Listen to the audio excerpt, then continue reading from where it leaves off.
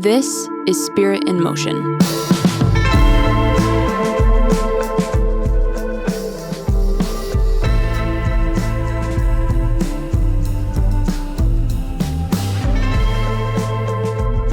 Today we're talking about conflict.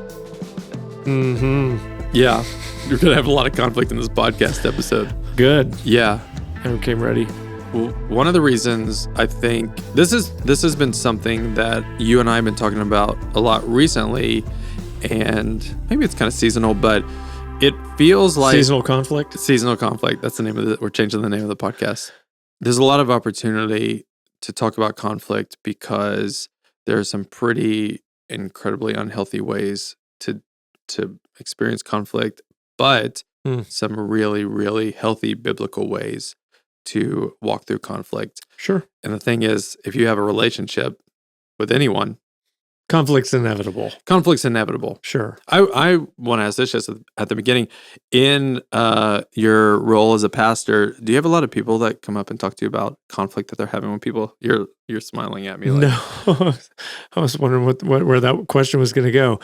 Do I have a lot of people come up and talk to me about what now? Conflict? yeah, that they're about having? conflict that they're having. Where do you experience it the most in your life? Is it as a pastor, as a boss, as a husband, as a Probably father? boss and husband. Yeah. More than pastor. I don't get too many people coming up to me and saying, "Hey, help solve this problem between me and my husband," or something like that. That doesn't happen very often. Yeah.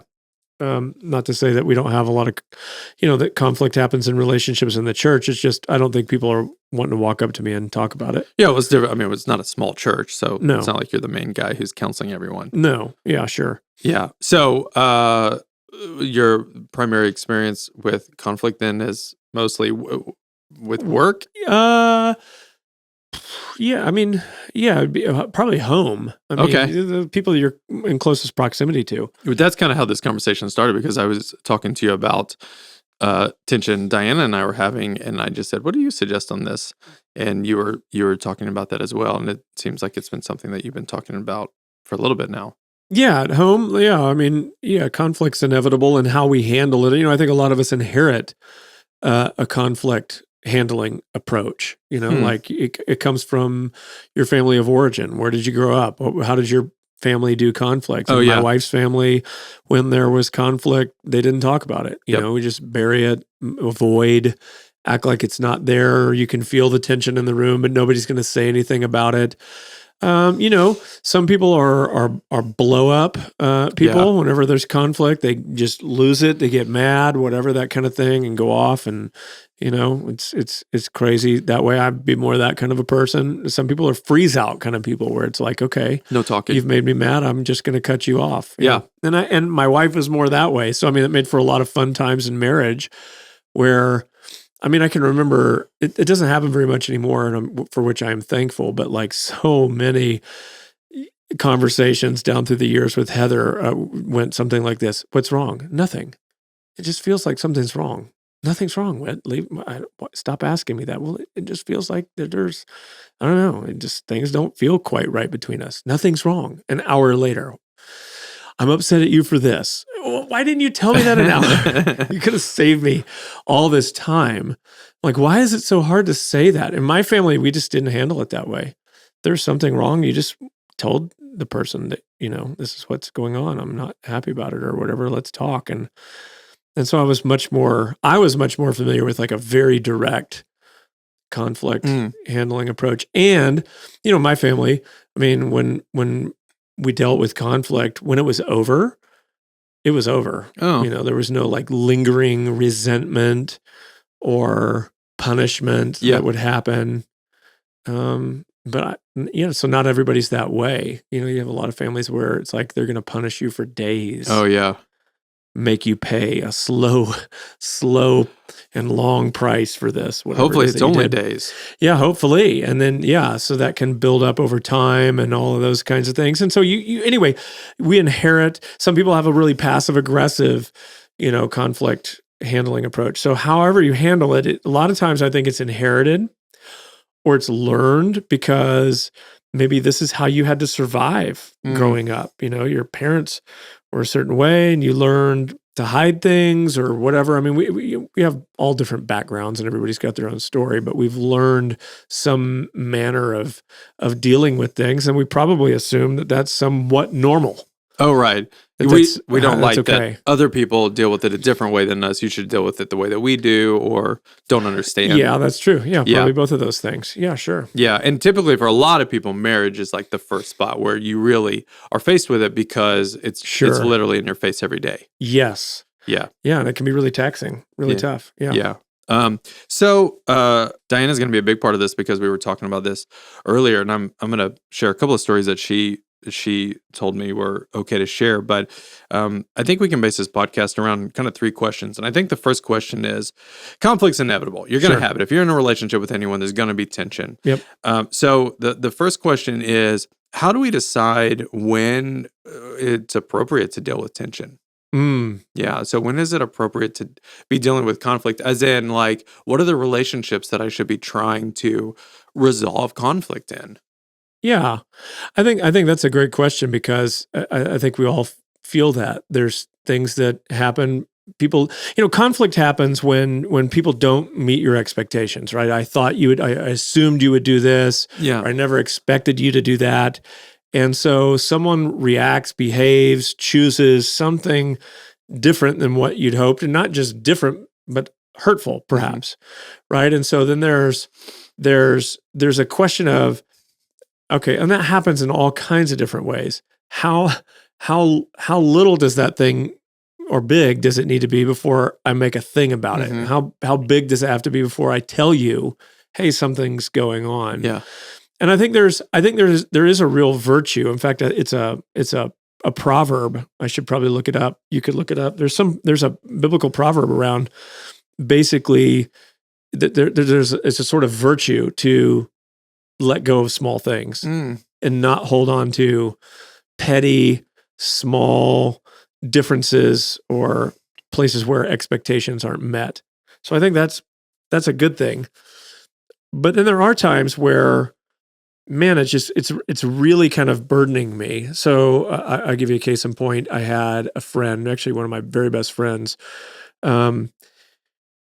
recently, he and his wife canceled a thing or whatever, had some plans that superseded plans that I felt like we had already made. And it seemed to me to be sort of a pattern of what had been going on. Like, hey, we're going to go do this together. And then, I've had something come up. Sorry, I can't do it. And it was just like, I got frustrated at that. And I was frustrated the first time that it happened, but it's like, it happens, life happens, let it go. Yeah. Then it happens again, then it happens again, then it happens again. And you're like, okay, so finally it happened. And I was so bothered by it at that point, not mad, just bothered that I had to say, okay, this is worth a conversation. Yeah. So I reached out to him and said, hey, let's have a talk, not for me to come in and sort of, like just lay it all over you as to what I'm angry about, but just to tell you how so I had to take some time to kind of process how I was feeling. So, for me, it's around things probably that I struggle to let go of, to release. It's probably a place, if it's small enough that I could go, you know what, that differences happen.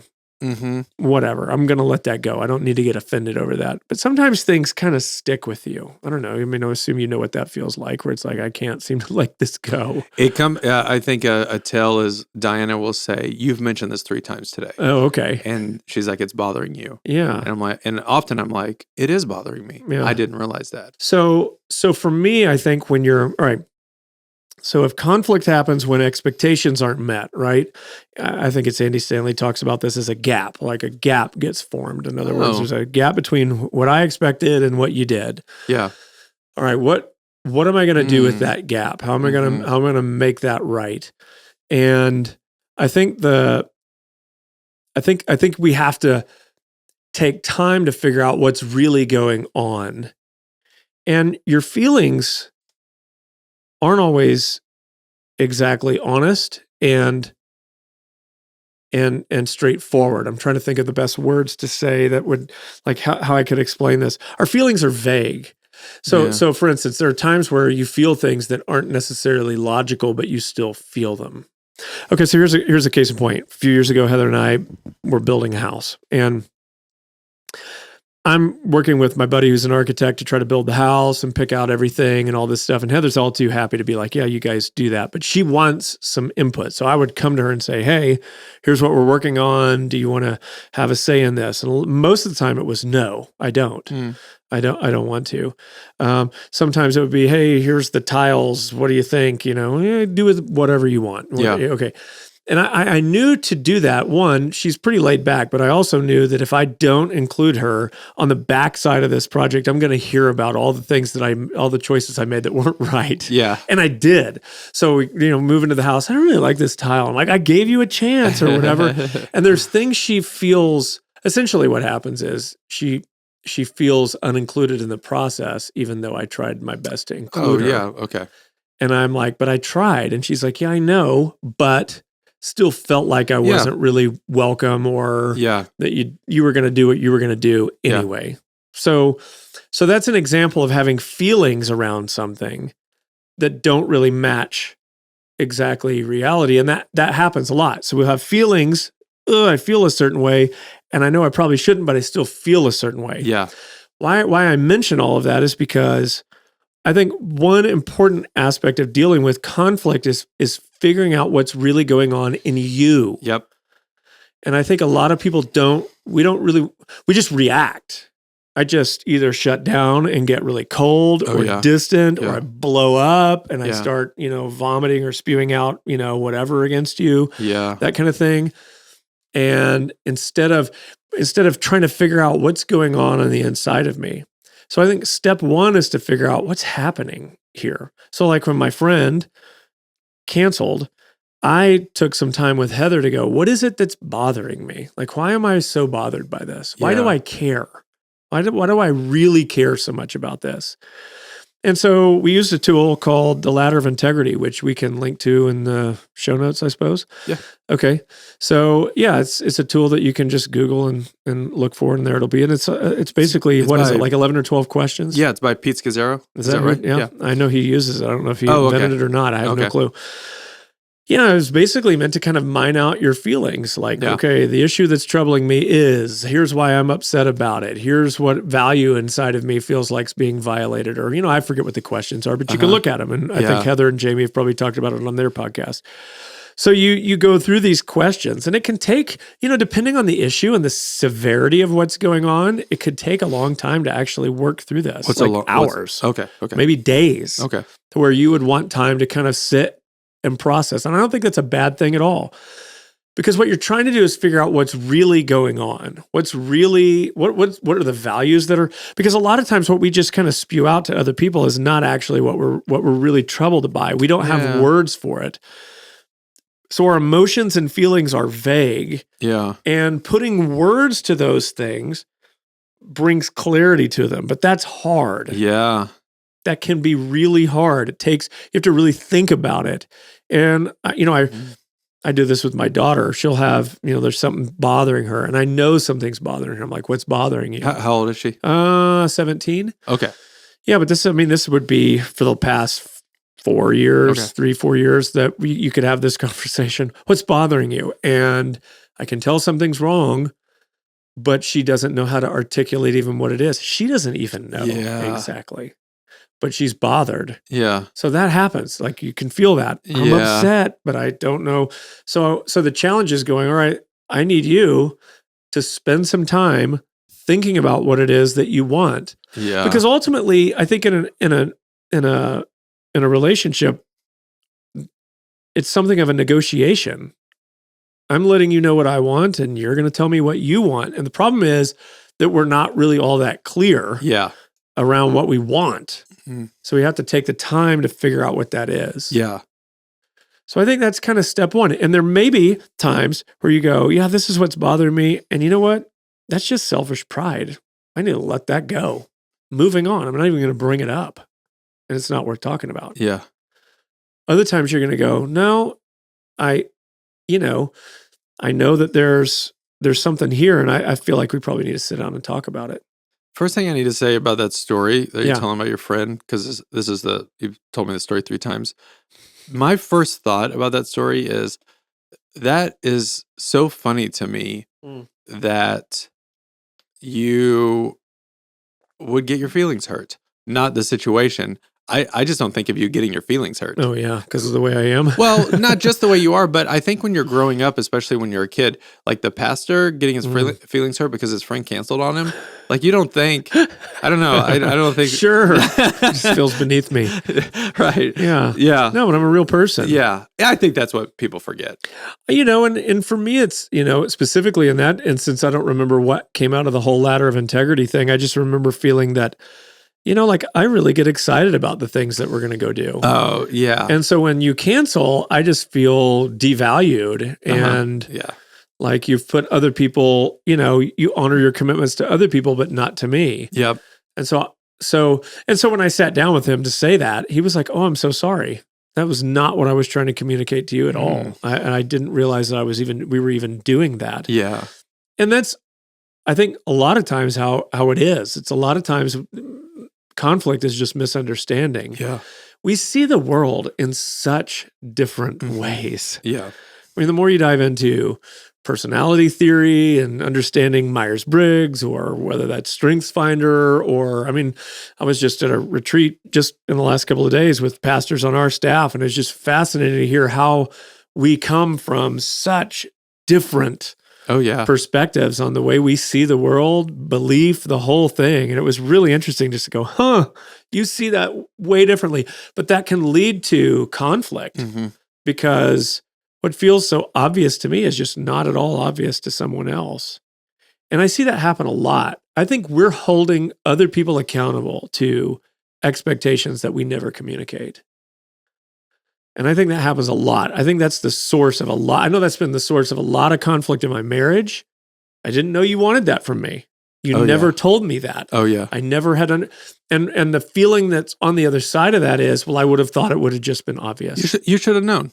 It's so easy to see this. Yeah. How can you not know this? Duh. It's that obvious. Right. And it's just not. Well, what I love, and you rolled through it so quickly, but the phrase unmet expectations is really at the crux of every point of tension or conflict in relationships. But at the end of your story with your friend, there's unmet expectation, but that expectation is known now.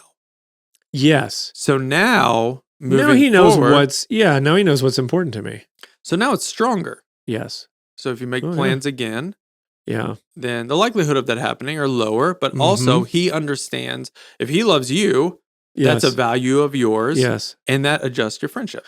So what you're saying is, hey, we're in relationship together, but this is how I would like to be treated. And it's totally okay to say that. Yeah. It's totally okay to say, this is what I would like. And it's totally okay, by the way, on the other side to say, I can't do that. Yeah. Or this is what I can do. Yeah. This is what I'm unwilling to do. Yeah. And it's totally healthy and okay. What's the problem? This is the big problem. So much conflict could be resolved if we could just get our real expectations on the table and real responses. Most of the time we spend hiding behind vague feelings and ignoring, burying, harboring, not really being truthful, both with ourselves and the people around us. So we just hold on to stuff and we carry it like a burden, and we build these, I don't know what you'd say, like, there's a ledgers, right? For people. Oh, yeah. Where it's like, I've got all these marks against you in my ledger and you didn't know, but I'm keeping score. Yeah. And it's really unhealthy. It's terribly unhealthy. It's not good for relationships at all. And yet that's how we live, a lot of us.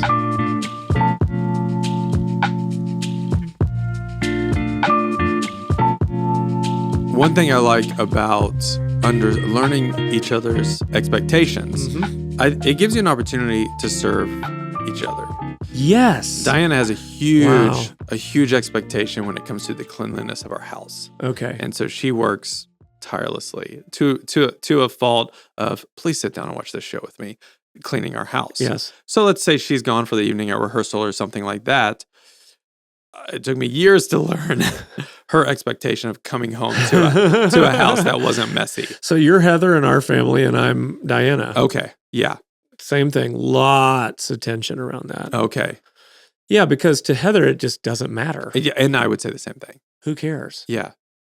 And Heather, and what I've had to do is learn to be okay, not just with a mess, but just with things not being perfect. Mm-hmm.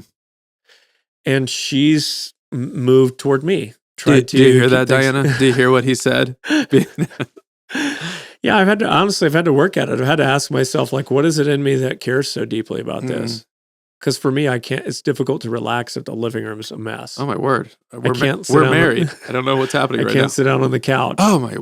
Yeah, I need to get all of it, everything straightened, put away. When that's done, I feel good. I feel like I can exhale. There's a lot of people out there that are wired up like that. Oh yeah. But I think it's healthy and helpful to go, you know what? I'm going to release some of this. I'm not fundamentally changing who I am, how I like and prefer things, but I also realize that I'm living with someone else here, and I don't get to just dictate everything to, my spouse. Yeah. So, yeah, and she's come a long way the other direction. I mean, done things that meet me where I'm at. Yeah. I enjoy it now serving Di. I'll put Luna to sleep. Mm-hmm. Di's got a couple hours before she's coming home. Just go and pick up the house. And obviously it's nicer when she gets home. But also I enjoy, I think being in a marriage means that I'm going to care about your value. Mm-hmm. Even if I'm Totally I true. think it's kind of silly, it's fine. What is the big deal? Yeah. It's your value and I love you. Yeah. And so true. I'm going to take care of it. So understanding those expectations are. Yeah, and communicating in them and putting Right. them out there and not holding people accountable to things you've never said. Yeah. Or really accurate, and I think a lot of people, there's a Taylor Swift song, which is there's a Taylor Swift song with Bon Iver. Oh yeah. What's the song where she says, where they sing in duet and she says, there's the lyrics where she says, he says, you never gave a warning sign. And she says, I gave so many signs. Oh yeah. And I think that's a classic example of ships passing in the night. I think that happens so much where it's I've told you as clearly as I know to tell you or whatever, or it seemed to me it was so clear. Yeah. And I think communication has to be understood. It's how do you hear things? Mm-hmm. How can you hear this? Because I tried to tell you in my own way, but it doesn't seem to be getting through to you. And so I think finding and figuring out how do you hear things, mm-hmm. and trying to communicate in that way, and being really straightforward with it. So okay, so here's an example. Years ago, Heather and I were on a trip to Laguna Beach, California. We're in a nice hotel just there for a few days, going to have, a little bit of relaxation. It was awesome. I was just like, man, this place is so cool. If all I do is just sit in this hotel room and go laze around on these grounds, which are just gorgeous. We're right on the water for 3 days. That's it. I'm good. I don't need anything. Heather is constantly asking me these questions. She's going, hey, do you want to go to an art gallery down the road? And I'm like, no, not really. I'd rather just stay here. It sounds fun, Hey, do you want to go to a nature preserve down here? No, I don't want to go walk or hike a nature preserve. This is awesome. I'm just having a good time. So a day into this whole thing, I can just see she's getting increasingly frustrated. And I'm like, what's going on? And she's like, I want to go do stuff and you don't want to do anything. I said, that's not what you said. You asked me if I want to go do those things. I do not want to go do those things. If you're asking me, I would prefer to just hang out here.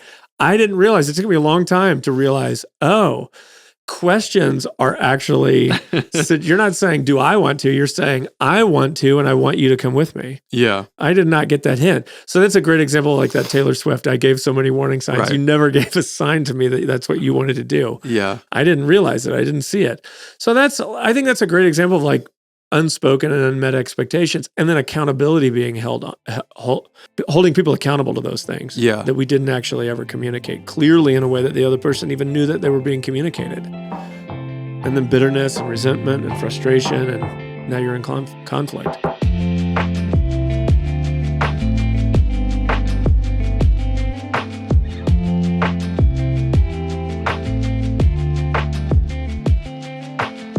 let's talk about how to resolve conflict. You talked about it a little bit with your story about your friend, but obviously communication's kind of at the forefront.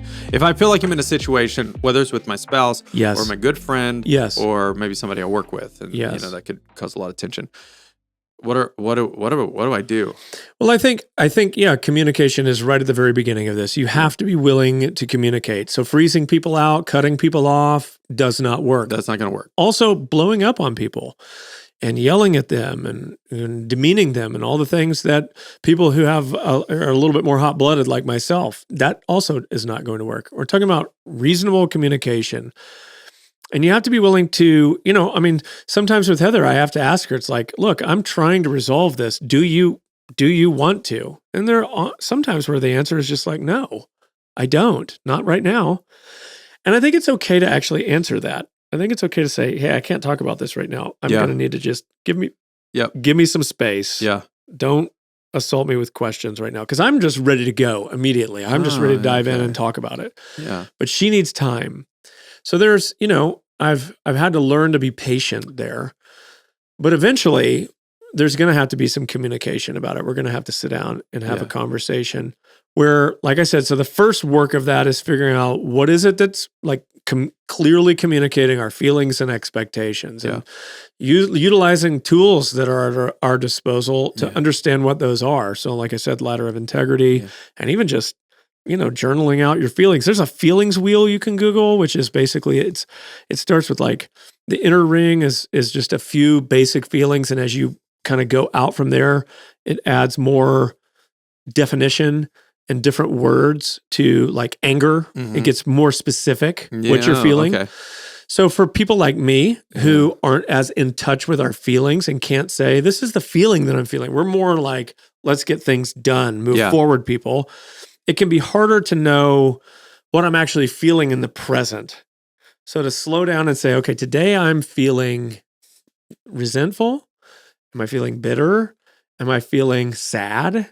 Yeah. Depressed? Yeah. Disheartened? What exactly am I feeling? That can be helpful to understanding so you can communicate to the other person, say, this is what I'm feeling. So I think another tool in there that you mentioned it, but is people.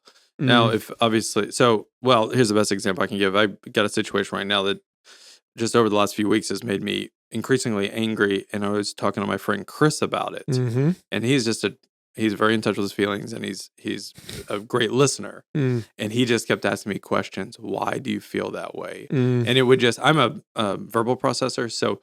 It was just there was one point I was like, actually, I don't. He was like, why are you mad? I was like, now that I'm saying it, I don't know why.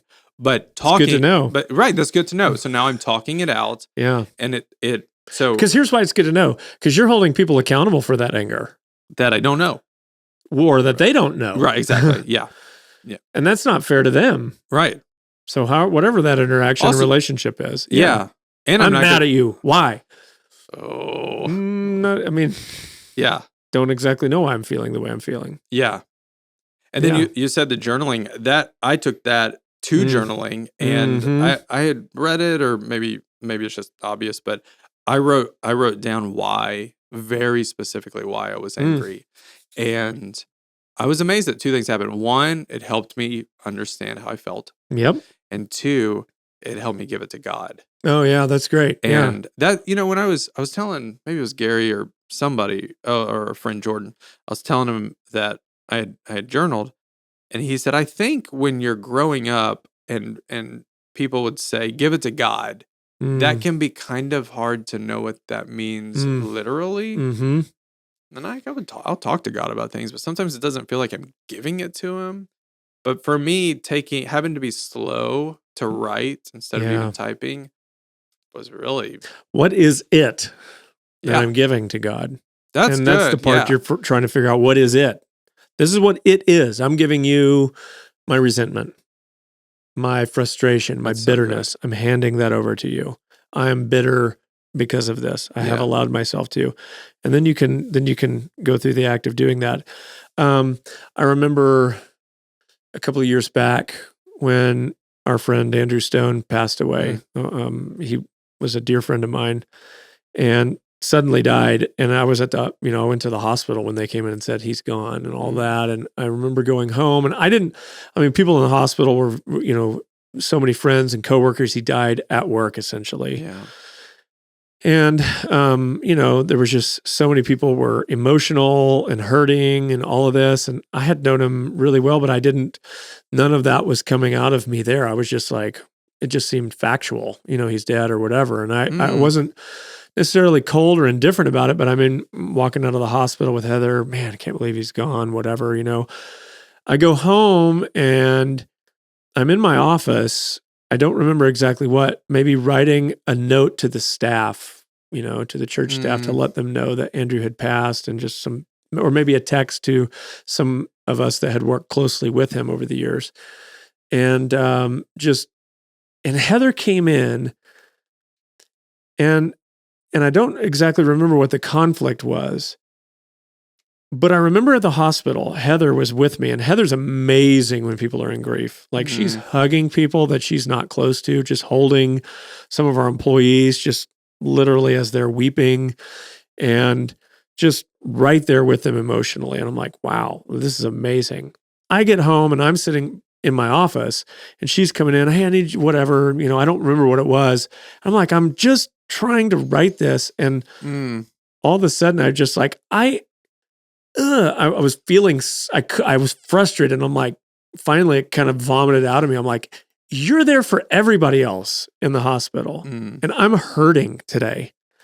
And she was like, oh my gosh, I didn't realize it was, she knew that it was significant, but she didn't realize how much I was hurting. She came over and just hugged me, and it was really meaningful to me. But I'm like, I didn't even know to ask for that before. I didn't even know I wanted that. I could just feel and I think that's the part that's like, what is it? What is the thing? So I think step one is figure out what that thing is. What is it that's at stake? What is it that's been the expectation that's not been met? And then step two is figure out, do I need to have a conversation? And do I need to clearly communicate my expectations, to stop telling lies to people? We don't think of it as lying when we say, oh, I'm fine, but you're not fine. That's a lie. Yeah.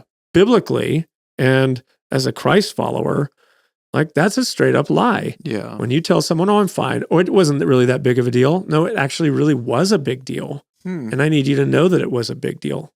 And it's not wrong. I think we live in a world that says often it's wrong to communicate your expectation. You should just play that off like nothing really ever happened. But it's okay to tell somebody, I expected this and it didn't happen and it really disappointed me. I think the second, I guess it's the third thing, but it kind of goes in conjunction with communicating. Is I would say do so in humility. Knowing or believing that you don't have the full perspective and you may not be right. Yeah. I think too often we come in like, how would I put this? Like a judge or some sort of, with all of our accusations. Yeah. So when I sat down with my friend, I did not come with a bunch of accusations. I came primarily with the things that I was feeling and what I felt like I had experienced. But I came open-handedly saying, but this has just been my experience. I'm sure there's good reasons for this. And it turned out there were. So I'm not coming with accusations. I'm coming with a humility to realize there's another side to this. What might you have experienced, and where might you have been coming from with this? And that's very hard. Yeah. Because we play the conversation in our head where we come in, yell. Yes. And they're just, they're done. Yeah. They have nothing to say. I think one of the things that you have to ask yourself, especially, in conflict and heated conflict, and we've all been there replaying conversations in our mind over and over and over again. Do you want to be right or do you want a relationship? Because if you want to be right, I don't think you can always have both. I think especially in a marriage. For those of you who listen you're married, you can decide, do you want to be right or do you want to be married? Like, do you want to have a healthy marriage? Because being right and having a healthy marriage aren't the same thing. It's not about proving your point or making it certain that I was the one Yeah. in the right on this. We so often want to justify ourselves. I think if you'll show up for the good of the relationship and go, man, I'm fighting for us, man, that goes so much further. And that might take you some time. You may not be able to move directly from conflict or letdown or whatever someone's hurt you to, okay, let's resolve this right. There may be a process that has to happen before you can even be in the place where you can care about the person or the relationship enough again to fight for it. Yeah. But I think you owe it to, especially some, the people that you're in deepest relationship with, to fight for those things. So I think that takes time, and I think that takes humility to be willing to do that. This isn't going to mean anything to you, but there's a whole Bluey episode about this. Who? Bluey is it's an amazing kids show that we watch all the time, and it's just two siblings, and the mom says the siblings have a conflict, and the mom says to one of them, "Do you want to be right or do you want to play together?" Wow. So it goes way back. And I think here's the thing. I wish more people were willing to be honest with themselves. It's hard. I think we know the right answer. Do you want to be right or do you want to have a relationship? I want to be right. Right. Yes. It's okay to say that. Start there. Oh, that's good. I really want to be right. Yeah. And then you can say, but I know I shouldn't. I know that I that's not the right desire. Yeah. Your desires aren't all accurate. And just because you feel it doesn't mean you should indulge it. You got some good desires and you got some bad ones. Yeah. Maybe even more bad ones than good ones. It's okay to acknowledge the bad ones. It's okay to say, I really hate this person right now. It's okay to say, I really hate that you've done something that, keeps me from getting what I want. And then you can go, ooh, that's selfish, but that's what I'm feeling. And then you can deal with it accurately. Yeah. Instead of lying to yourself and to everybody around you and trying to play those feelings off like they're somehow noble, which I think is what we're constantly doing. The book of Jeremiah says that the heart is deceitful. We lie to ourselves so much. And so we try to paint our motives as better than they are. It'd be better just to be honest and say, I just, bang the table and say, I want to be right. Fine. Great. That's honesty required here. So I think you're going to have to be real, humble, and I don't even know if there was a third one in there or what, but those are good. Those are good starting places. Yeah. So we've gotten, and we're answering the question like how to walk through conflict. So we've gotten to identifying how you're feeling. Yeah. And then having a conversation with the person. So send a text and say, in a Christian context, this looks like, the way I did it was I sent a text to my friend. I said, hey, in the spirit of Matthew 18. So what is Matthew 18? Jesus says basically, if you have something against a brother, you need to go sit down with him and make things right. Okay. So I'm like, all right, in the spirit of, and how often do we not do that?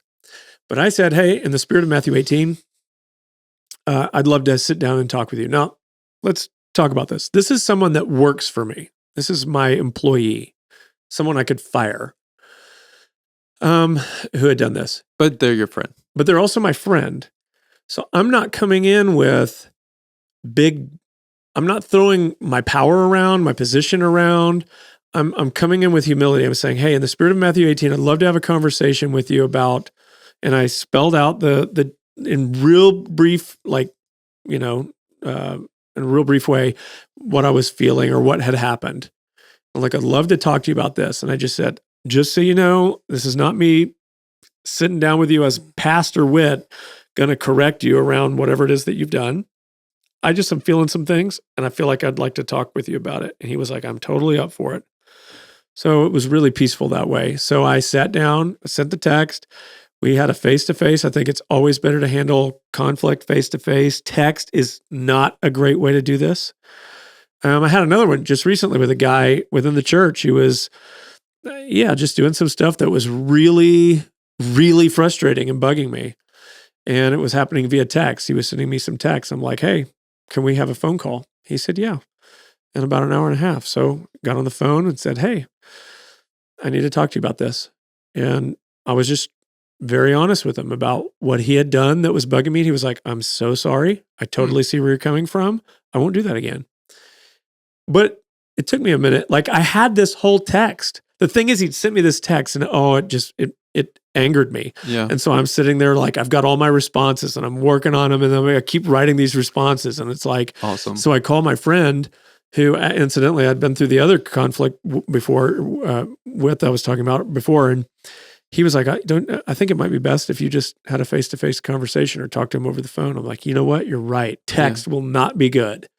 So I stop the text, don't do it over email, have a phone call at the least, face-to-face at best, and talk about what's going on, and be honest, humble, and real about it. Communicate your expectations. What is a hopeful resolution there? That you can, what you're doing is, again, if you'll think of conflict as a negotiation, so we can think of a car negotiation. I want your car, but I don't want to pay that for it. I'll give you my car. It's going to be, right? You're negotiating. This is what I'm going to give. This is what you're going to give. And when you sit down, we're negotiating, and you've got a real clear idea, hopefully, of what it is that you're wanting to get out of the deal. It's the same.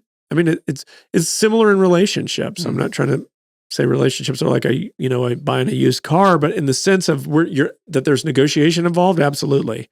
So what you're doing is you're communicating to people, this is what I want. This is what I'm feeling.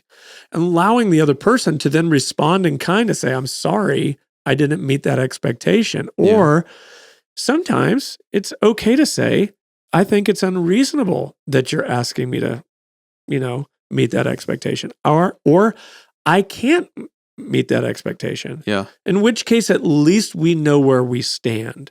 I mean, wouldn't you rather, let's say you're in a relationship with someone who's just chronically late, and it drives you crazy. You care deeply about being on time, and they're always late and whatever. Okay. And so you sit down with them and you say, this bothers me. I really value my time, and I feel like it's insulting that you're not here on time.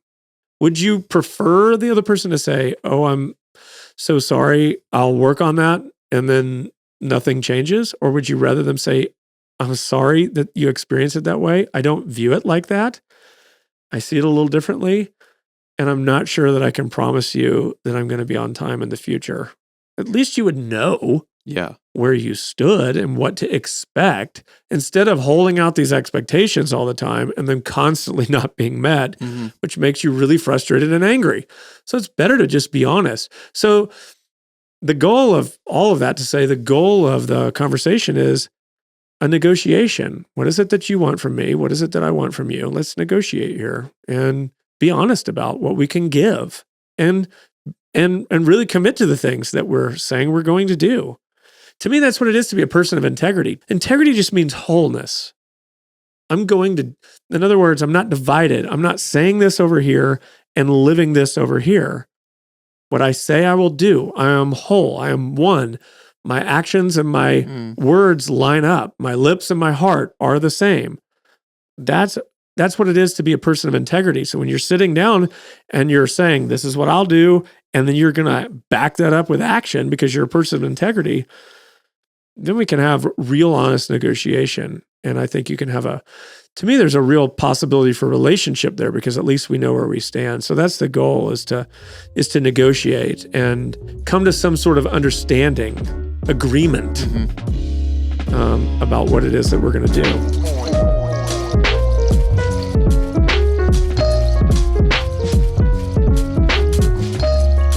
You said something recently. What was it about Diana?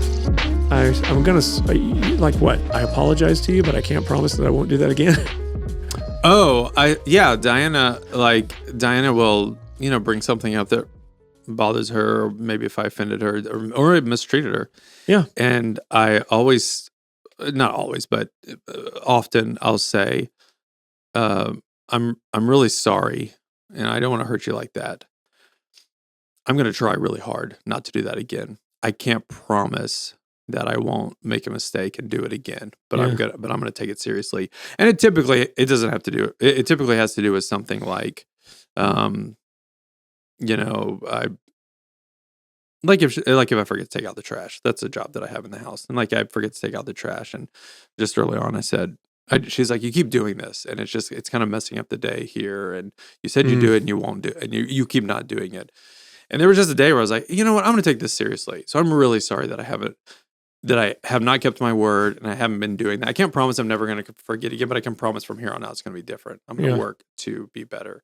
Or even just, I don't know, blowing up or anything. Like, to say I'm never going to blow up again, that's insane. Like, I'll do it at some point. But that more so has to. Yeah, I think but I think that's great because you're not making promises you can't keep. I don't know that I can humanly keep that. Yeah, exactly. So you're being real about what you can commit to. Yes.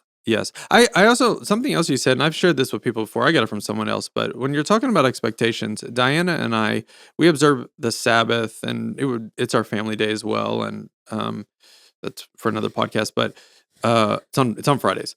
And one thing we started doing fairly early on in our marriage is communicating our expectations for the day. And oh my word, did that make that day better? Really? Because we would get into the day and we both had differing expectations, small things that were unmet as the day progressed, and there would just be tension between us. And then we're like, what's going on?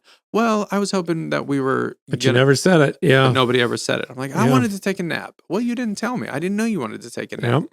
And so, oh man, I don't... How much conflict could be avoided if we communicated our expectations in advance? Yeah. If we were just honest about what we feel. The problem is we don't even... One, we barely really take a time to have any inventory around what we feel. Mm-hmm. And then two, we don't want to talk about it. Maybe it feels selfish, or for whatever reason, we don't want to. Yeah, I think that's a big it's just not there. And there's nothing wrong with saying, hey, I have this hope today. So Heather and I do the same thing on vacations. Yeah, that's right. Yeah, maybe that's where I got it, because you were talking about it from that story. Yep. Like, so that vacation I was talking about earlier to Laguna Beach, I just realized, okay, before we go on vacation, what is it that you hope to get out of this? Yes. What do you say that you want to do? Oh, man. And she would tell me, and I'd be like, okay, now I know to meet those things because I want to please you. Yeah. That's the interesting thing is I think a lot of times we want to please each other. We just have no clue how because we're coming from polar opposite expectation, with polar opposite expectations. Yeah. So being real about those things only helps the people that you're in relationship with serve you better. Hey, being on time really matters to me. Uh-huh. Great. It's not a big deal to me. I'll be late to every other appointment, but I'm going to be on time to the ones I'm met with you, right? Yeah. So that, just communicating those things would go so far. Birthdays is a big deal for us because Di and I want different celebration styles for our birthdays. She wants a dinner with close friends. Yes. I want a big party. Yeah. And so... so she would throw a party for you that probably looked like one she would like to have. She would throw an intimate dinner for me. Yes. This is fine, but this isn't exactly what I want. That's great, but where's everybody else? Yes. And I've done it to her. I threw her. So you throw a big party for her. A big party. She didn't want that. I thought she would be so excited. Yeah. Yeah. How much conflict could we solve or cut off before it ever happens? Yes. Just by communicating our expectations clearly.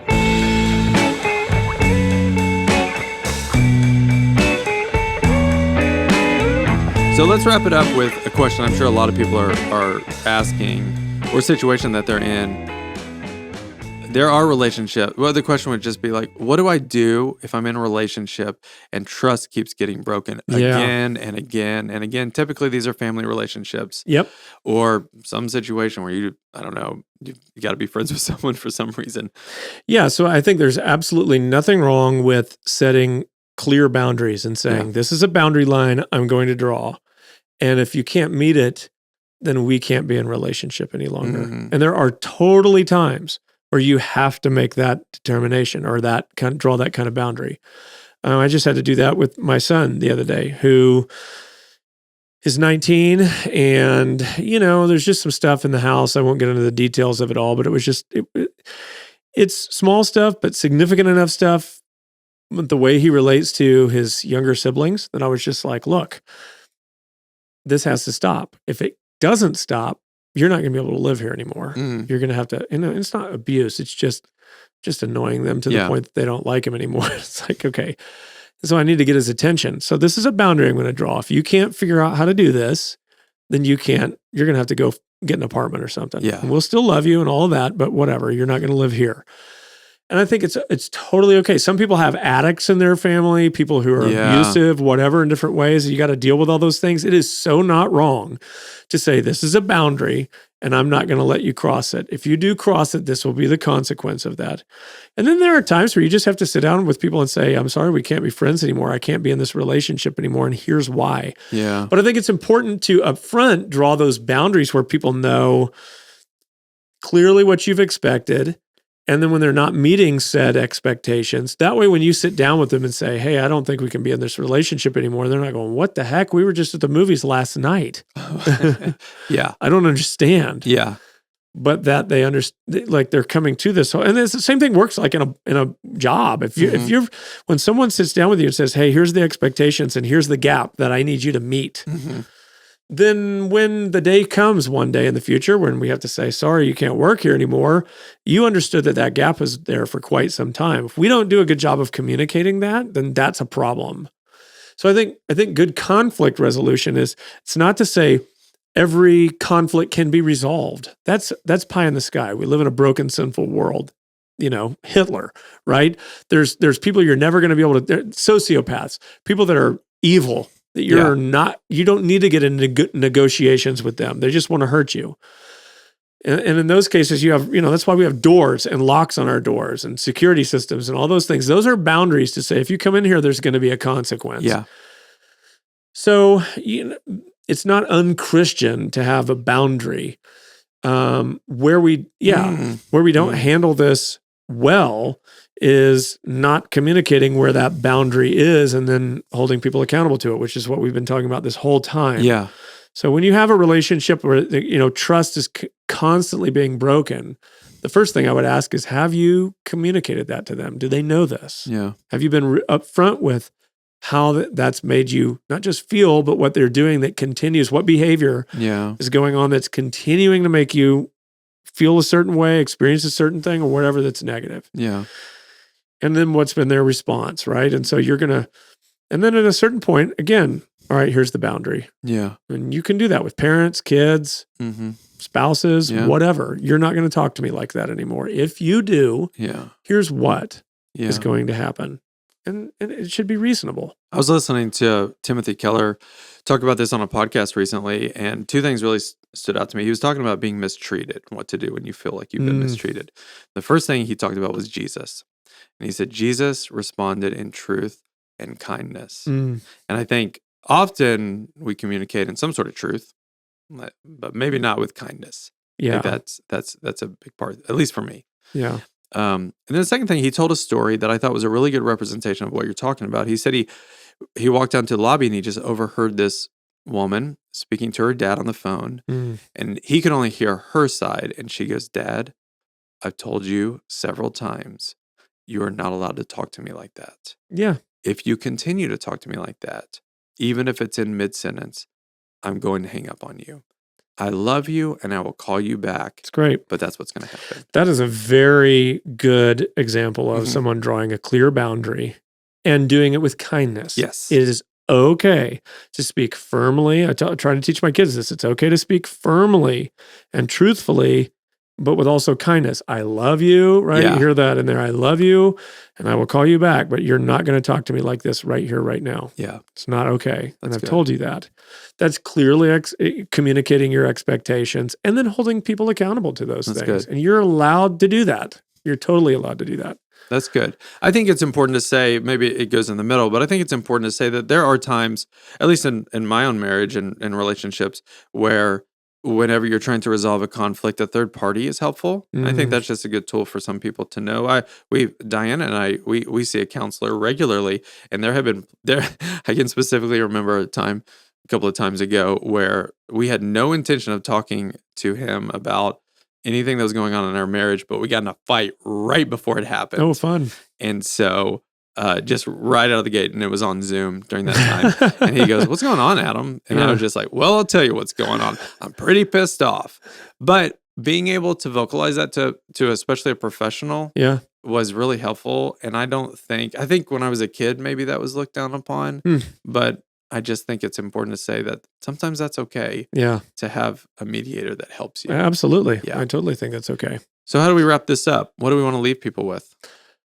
I think it's really simple. What were you going to say? I was just going to say, why should we resolve conflict? Why shouldn't we just discard people? Yeah. Wow. Well, I mean, the Christian doctrine of that would be that people are made in the image and likeness of God. People matter. God cares about people. Yeah. So we care about people. At the end of the day, it's not about money and status and fame and acclaim and all of that. It's about relationships. That's good. And so we want relationships, and we want relationships that last. I think we were hardwired and made for relationships. So it's ultimately a selfish way to live when I just use relationships to the point that they're good for me, and then when they stop serving my needs, I just dismiss people and move on to the next set of friends or people who can serve me at the time.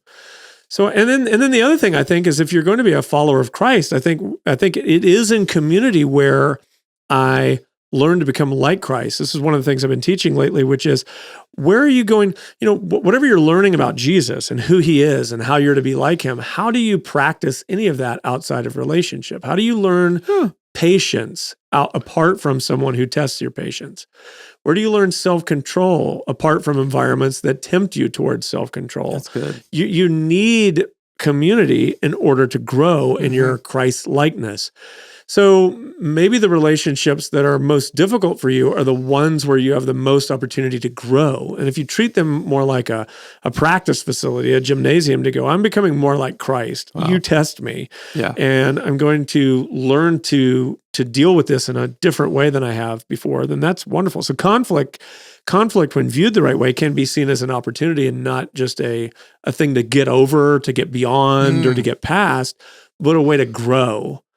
In fact, I would say that the conflict is the source of all growth. I mean, if you're going to grow your muscles, it's going to work through conflict, because that's exactly what happens. What do? You get weights or your body weight or whatever. You're working through a workout is tension and conflict in your body, but it produces growth. Same thing happens relationally. Through conflict, growth. In fact, I'll say this. When I meet a couple who says, oh, we never fight, I always think, what is wrong with them? Not, oh, wow, what a marriage to be admired, but rather, what are they not dealing with? Because I can't imagine that two people could live together and just get along so famously that they never argue about anything. I just don't think that's possible. So I think being in conflict is actually a good thing if you treat it that way. What do we want to do? We want to be clear with our expectations and figure out what those are. Understand your feelings and take the time to process what those are. Then be clear about them in the way that you communicate them to the people that you're in conflict with, the person that you're in conflict with. Do it with humility. Don't assume that your perspective is the right perspective, but just your perspective. This is what I'm feeling. This is what I'm holding on to right now. And I need to bring it to you to see, what I told my friend was, I said, I don't want to be bitter at you. Yeah. And so I'm going to communicate this to you, and I want to, see what it is that maybe you've got a different perspective on this. Help me out. It went great. So I was able to release that in communicating it to him. So be clear, be honest, and be truthful and humble, and work for the good of the relationship, not just to be right. And I think you'll be able to find some good conflict resolution there.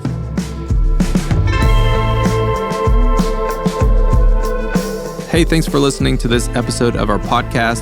Spirit in Motion is a podcast from Church on the Move in Tulsa, Oklahoma. For more information, you can go to churchonthemove.com. We'll see you next time.